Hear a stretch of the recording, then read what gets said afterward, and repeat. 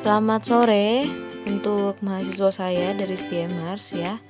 Jadi ini adalah pertemuan ke-9 setelah UTS ya, untuk mata kuliah pemeriksaan akuntansi 2, yang mana hari ini kita akan membahas audit siklus atas inventory dan warehousing atau audit persediaan dan pergudangan.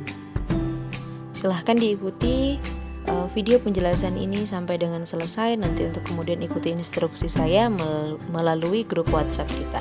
Oke, saya mulai dari slide 2 ya. Apa itu persediaan ya? Apa pengertiannya? Apa itu yang dimaksud biaya persediaan, metode pencatatan persediaan, serta fungsi-fungsi dalam siklus persediaan dan pergudangan. Untuk persediaan sendiri itu adalah aset yang tersedia untuk dijual dalam kegiatan usaha normal. Kemudian aset yang dalam proses produksinya atau dalam perjalanan ya, dan juga aset yang dalam bentuk bahan atau perlengkapan atau supplies untuk digunakan dalam proses produksi atau pemberian jasa. Ya, biaya persediaan harus meliputi biaya pembelian, biaya konversi, dan biaya lain yang timbul sampai persediaan berada dalam kondisi dan tempat yang siap untuk dijual atau dipakai. Ya, biaya persediaan juga harus dihitung menggunakan rumus biaya masuk pertama keluar pertama atau MPKP ya, atau first in first out ya, FIFO. Ya, rata-rata tertimbang weight average cost method, atau masuk terakhir keluar pertama MTKP, atau yang kita sebut dengan LIFO, last in first out. Oke, kemudian untuk metode pencatatan persediaan ada 2 metode. Yang pertama metode buku, yaitu mencatat seluruh transaksi mutasi dan saldo persediaan baik kuantitas dan harga. Yang kemudian ada metode fisik, ini mencatat seluruh transaksi persediaan hanya pada saat terjadinya pembelian. Oke, fungsi-fungsi dalam siklus persediaan dan pergudangan ada proses pesanan pembelian, ada proses penerimaan bahan baku, ada proses penyimpanan bahan baku, ya. Kemudian ada proses produksi, ya. Setelah diproduksi ada proses penyimpanan barang jadi dan proses pengiriman barang jadinya. Oke, sampai di situ bisa dipahami. Kemudian kita masuk ke slide 3. Ini untuk tujuan utama pemeriksaan persediaan itu adalah untuk menentukan, yang pertama adalah persediaan secara fisik itu benar-benar terjadi atau benar-benar ada. Kemudian prosedur cut off persediaan itu telah dilakukan dengan memuaskan ya, dan yang ketiga, persediaan telah dinilai sesuai dengan PABU atau PSAK yang diterapkan secara konsisten. Ya, berarti kalau untuk contohnya PSAK 14 ya untuk persediaan. Oke, kemudian persediaan yang bergerak lambat atau slow moving, usang, rusak dapat diidentifikasi dengan tepat dan dicadangkan dalam jumlah yang memadai. Ya, kemudian yang terakhir, perhitungan matematis dalam daftar persediaan telah dibuat dengan cermat. Persediaan yang dijaminkan telah diidentifikasi dan diungkapkan dengan jelas dalam catatan atas laporan keuangan. Ya, jadi inilah beberapa tujuan dari pemeriksaan persediaan adalah untuk menentukan tadi kelima poin yang sudah disebutkan atau yang ada di gambarnya ini ya. Oke, dalam audit persediaan itu juga ada terjadi kerumitan ya. Ada faktor-faktor yang dapat mempengaruhi kerumitan audit persediaan ya. Yang pertama itu, persediaan umumnya merupakan komponen utama dalam laporan posisi keuangan atau dalam neraca yang memiliki nilai yang material. Kemudian persediaan dapat tersebar di beberapa lokasi sehingga menyulitkan pengendalian fisik dan perhitungannya. Persediaan juga umumnya memiliki jenis yang sangat beragam dan kuantitasnya yang banyak ya. Terus persediaan dapat mencakup bahan baku atau disebut raw material, bahan penolong indirect material, barang dalam proses ini disebut work in process, dan barang jadi finished good. Jadi dari jenis-jenis ini bisa termasuk ke dalam persediaan. Oke. Kemudian penilaian persediaan memiliki tingkat kesulitan yang tinggi karena faktor umur persediaan dan alokasi biaya pabriknya atau pabrikasi ya. Dan yang keenam adalah adanya kewajiban menerapkan metode penilaian persediaan secara konsisten. Ya, jadi tidak boleh berubah-ubah. Ya, seperti dalam proses audit seperti biasa, ada beberapa tahapan proses audit yang harus dilakukan auditor dalam melakukan pemeriksaan atas akun persediaan. Ya, diantaranya itu ada pemahaman bisnis klien. Ya, ini sama juga seperti yang lainnya. Tentu saja seorang auditor harus memahami bisnis kliennya sebelum ia memberikan jasa audit atas klien tersebut. Kemudian dia melakukan penilaian pengendalian internnya, ya. Dan yang ketiga adalah melakukan pengujian substantif. Oke, kita lanjut ke slide 4. Di sini kalian bisa menemukan function in the inventory and warehousing cycle atau fungsi di dalam siklus persediaan dan pergudangan, ya. Jadi ini tadi sama yang sudah seperti saya coba sampaikan di slide 2, ya. Ini digambarkan untuk fungsinya. Jadi ada pesanan pembelian, penerimaan bahan baku, penyimpanan bahan baku, proses produksi, penyimpanan barang jadi, ada pengiriman barang jadi, ya. Ini juga ada arus barangnya, ya, dari penerimaan bahan baku, kemudian penyimpanan bahan baku, terus penyerahan bahan baku, penyimpanan barang jadi, pengiriman barang jadi. Dan di bawahnya ada disampaikan dokumen-dokumen di dalam fungsi dari siklus persediaan dan pergudangan ini, ya. Ada dokumen-dokumennya, bisa kalian langsung lihat sendiri di slide 4-nya. Kita lanjut sekarang ke slide 5.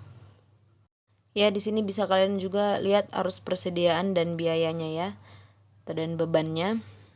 Ya, ini gambarnya masih berantakan, jadi nanti Miss kirim saja lagi ulang, ya. Oke, artinya di sini untuk arus persediaan biaya untuk bahan baku, ya, ada saldo awal, ya, dengan pemakaian bahan bakunya berapa, ya, pembelian bahan bakunya, kemudian ada upah langsung, berapa upah langsung yang aktual dan berapa yang dibebankan, begitu juga biaya overhead, ya. Dan ada barang dalam proses ini termasuk ini salah gambarnya, ya.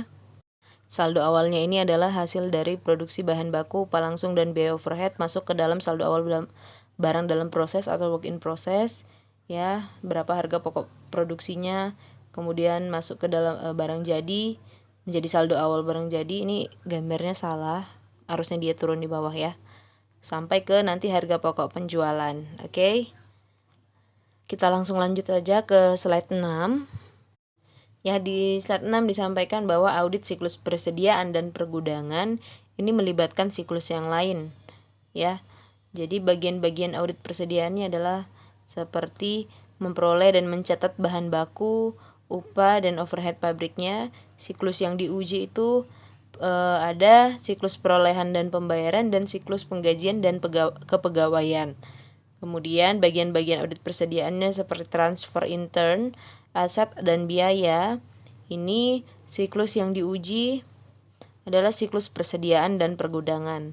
Kemudian untuk pengiriman barang dan pencatatan pendapatan dan biaya, siklus yang diuji adalah siklus penjualan dan penerimaan kas. Kemudian untuk pengamatan fisik persediaan, siklus yang diuji adalah persediaan dan pergudangan. Dan yang terakhir adalah bagian-bagian audit persediaannya, penilaian dan kompilasi persediaan, ya, ini penilaian harga dan kompilasi persediaannya. Siklus yang diuji adalah siklus persediaan dan pergudangan. Oke, kita lanjut ke slide 7. Ini ada hubungan di antara berbagai tes, ya. Untuk bahan baku, saldo awal ditambah pembelian dikurangi saldo akhir sama dengan pemakaian. Ini dilakukan pengujian siklus perolehan dan pembayaran dan pengujian persediaan. Ini termasuk tes akuntansi biaya, tes observasi fisik, tes pricing dan kompilasi, ya, berhubungan ke barang dalam proses dan juga ke barang jadi. Jadi ini kalian bisa lihat alur dari panahnya, hubungannya dengan tes di antara bahan baku, barang dalam proses dan barang jadi, ya. Kemudian kalau untuk barang dalam proses ini dilakukan pengujian siklus personalia dan penggajian, ya. Untuk barang jadi juga sama seperti bahan baku dan barang dalam proses, ya, dilakukan pengujian persediaan. Dan ini yang barang jadi dilakukan juga pengujian siklus penjualan dan penerimaan. Ini kalian lihat saja arah dari tanda panahnya. Ya, untuk audit akuntansi biaya itu adalah pengendalian fisik atas persediaan, pengujian dokumen dan catatan terkait dengan transfer atau pemindahan barang, ya, berkas induk persediaan perpetual dan pencatatan harga per unit. Ya, untuk prosedur analitisnya, bandingkan presentasi gross margin tahun berjalan dengan tahun lalu. Bandingkan perputaran persediaan tahun berjalan dengan tahun lalu. Bandingkan unit cost persediaan tahun berjalan dengan tahun lalu.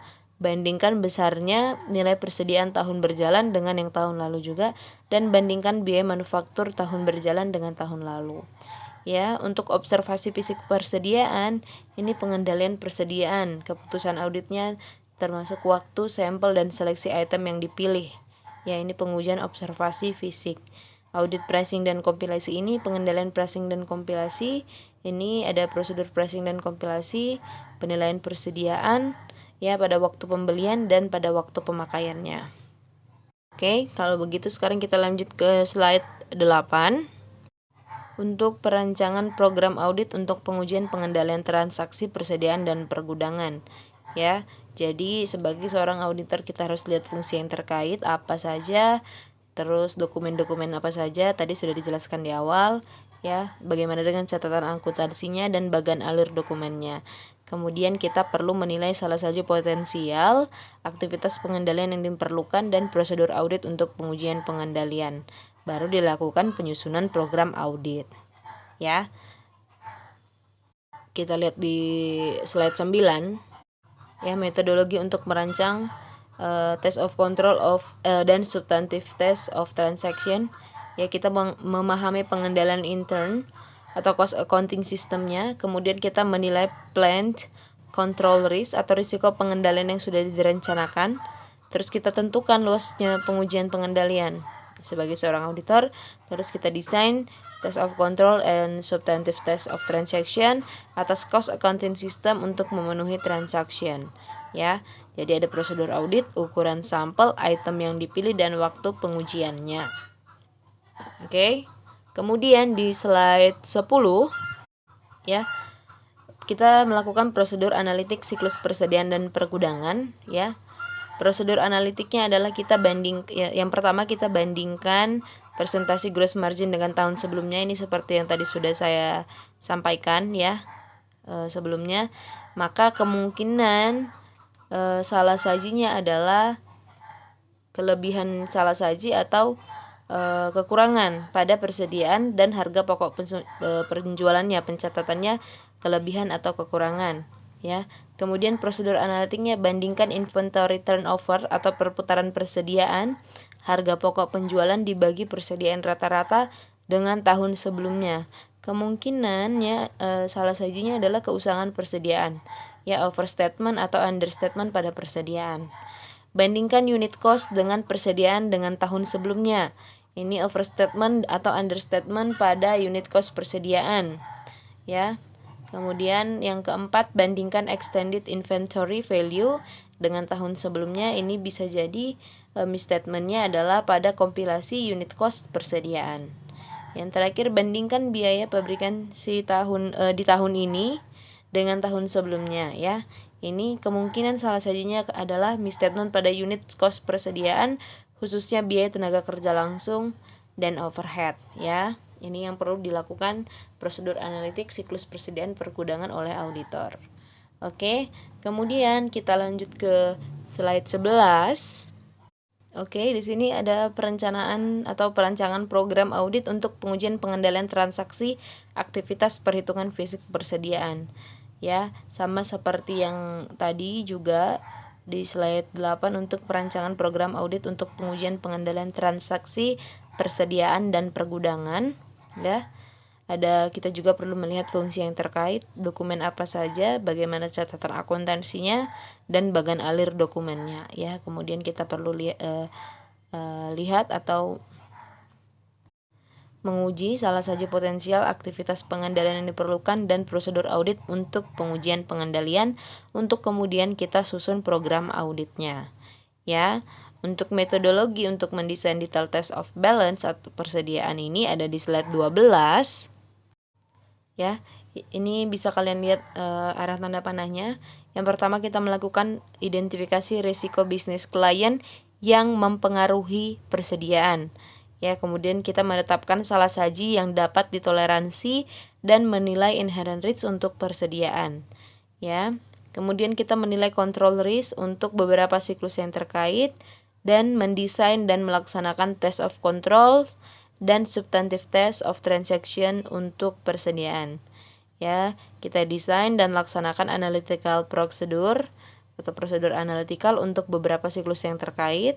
Ya, ini siklus yang terkait ini ada cost accounting system, penjualan, pembelian, dan siklus tenaga kerja dan penggajian.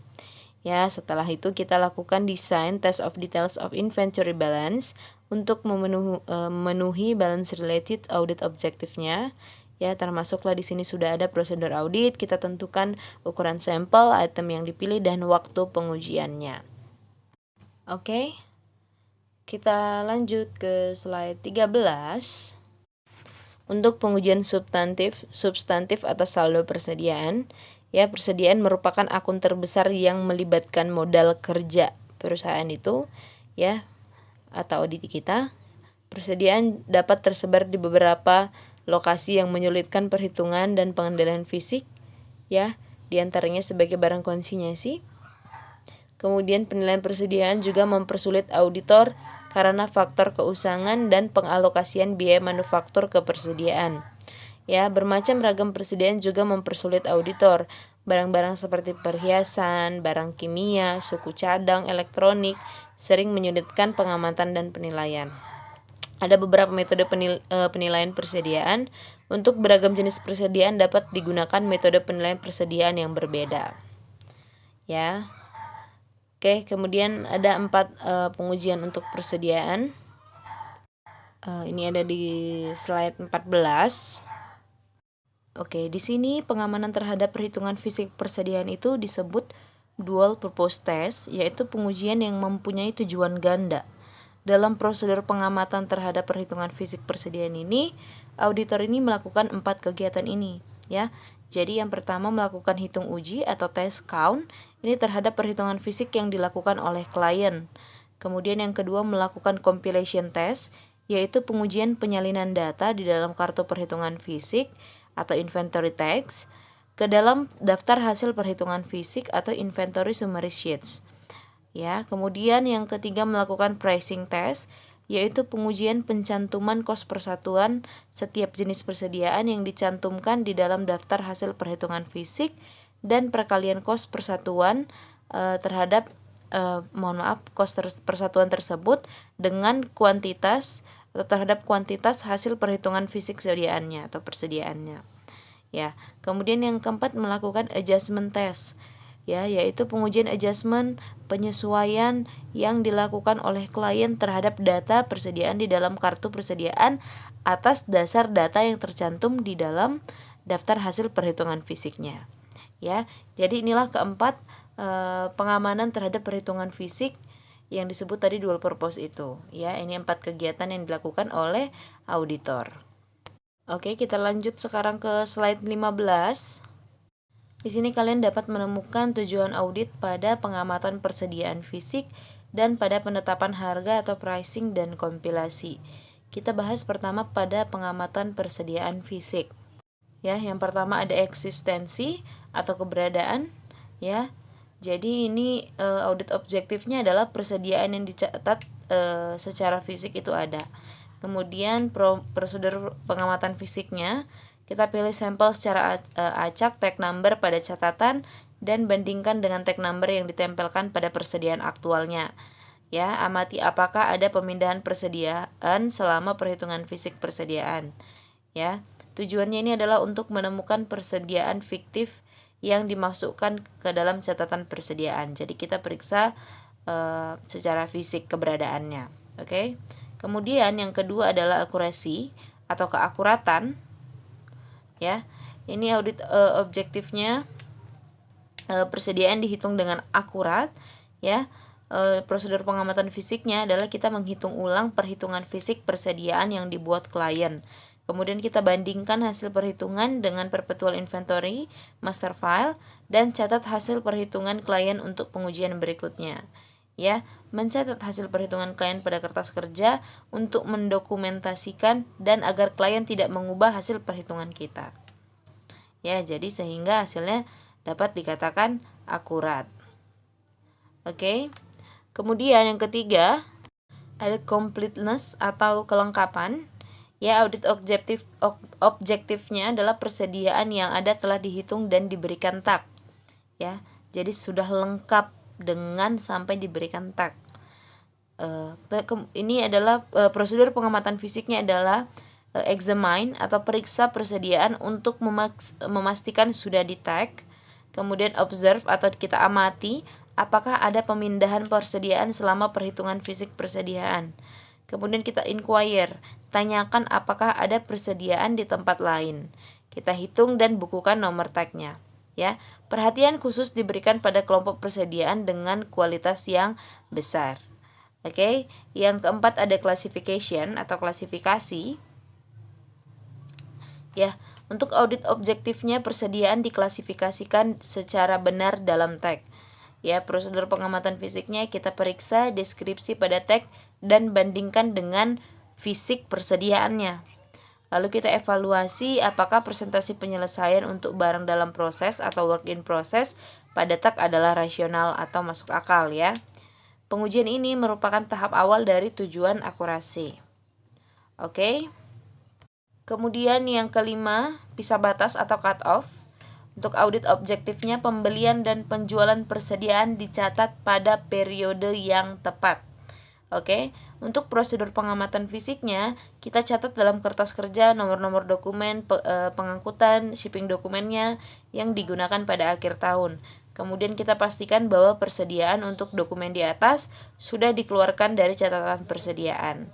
Ya, kemudian kita amati area pengiriman untuk melihat persediaan yang akan dikirim. Ya, catat dalam kertas kerja nomor-nomor dokumen penerimaan atau receiving reportnya yang digunakan pada akhir tahun. Pastikan bahwa persediaan untuk dokumen di atas sudah dimasukkan dalam catatan persediaan. Ya, amati area penerimaan untuk melihat persediaan yang seharusnya dimasukkan dalam catatan persediaan.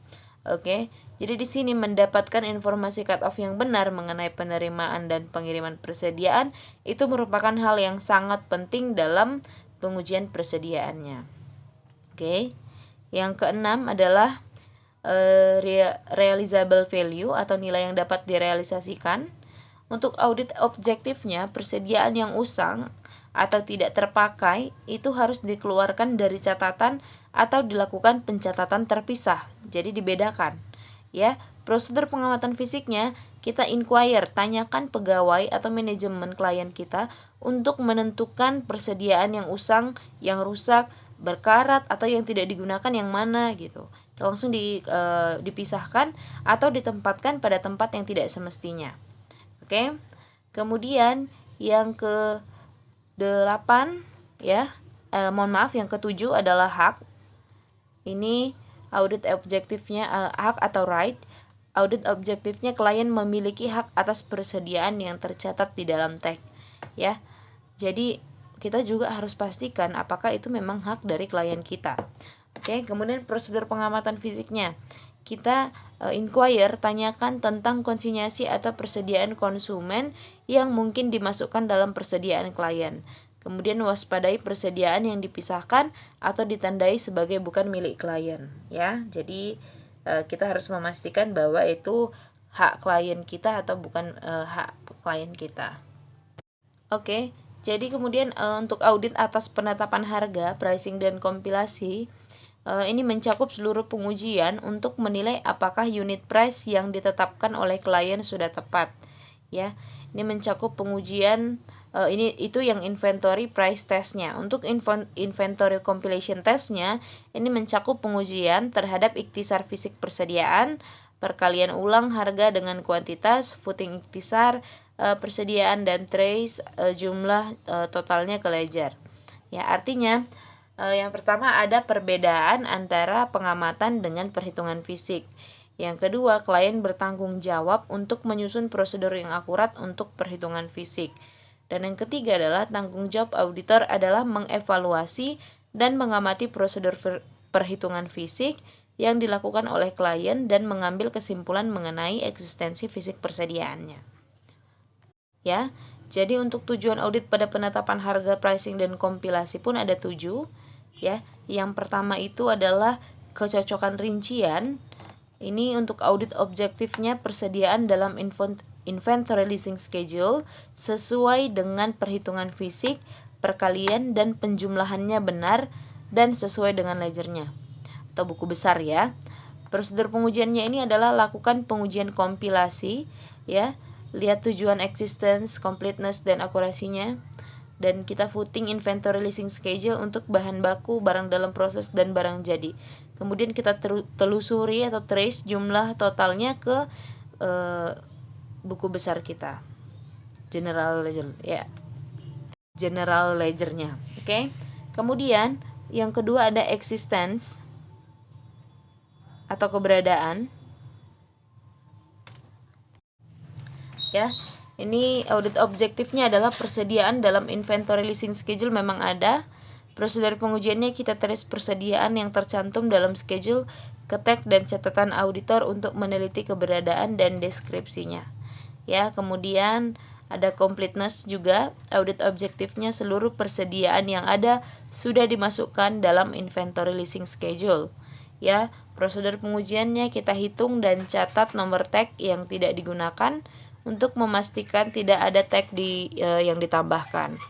Oke. Kemudian kita telusuri dari tag persediaan ke inventory leasing schedule-nya dan pastikan seluruh persediaan pada tag-nya sudah dimasukkan. Hitung tag persediaan untuk memastikan tidak ada yang dihapus. Ya, kemudian yang keempat ya. Yang keempat adalah akurasi atau keakuratan. Ini audit objektifnya adalah item persediaan dalam inventory leasing schedule-nya telah akurat. Ya, dengan prosedur pengujiannya adalah kita lakukan penelusuran persediaan yang tercantum dalam schedule ke tag dan catatan auditor untuk meneliti keakuratan, kuantitas, dan deskripsinya. Lalu kita lakukan price test untuk persediaan. Selanjutnya untuk classification atau klasifikasi, ini kita audit objektifnya adalah persediaan dalam inventory leasing schedule telah diklasifikasikan secara layak. Untuk prosedur pengujian yang dilakukan adalah verifikasi klasifikasi bahan baku, barang dalam proses atau work in process-nya, dan barang jadi dengan membandingkan deskripsi pada tag dengan inventory leasing schedule. Oke. Kemudian untuk realizable value atau nilai yang dapat direalisasikan, untuk audit objektifnya adalah persediaan dalam inventory leasing schedule dinyatakan dalam nilai yang dapat direalisasikan. Ya, untuk prosedur pengujian yang dilakukan adalah pengujian mengenai lower cost of or market, harga jual, dan keusangannya. Oke, jadi sama seperti yang tadi juga ya, diperhatikan juga untuk pemisahan barang yang sudah usang. Oke, kemudian selanjutnya right atau haknya. Klien berhak untuk seluruh persediaan yang dimasukkan dalam inventory leasing schedule-nya, yaitu audit objektifnya. Dengan prosedur pengujian yang dilakukan adalah menelusuri dari tag persediaan yang dinyatakan bukan milik klien ke inventory leasing schedule dan pastikan seluruh persediaan itu tidak dimasukkan. Jadi kalau memang bukan milik klien itu tidak akan dimasukkan ke inventory leasing schedule-nya. Ya, harus kita pastikan bahwa itu tidak dimasukkan.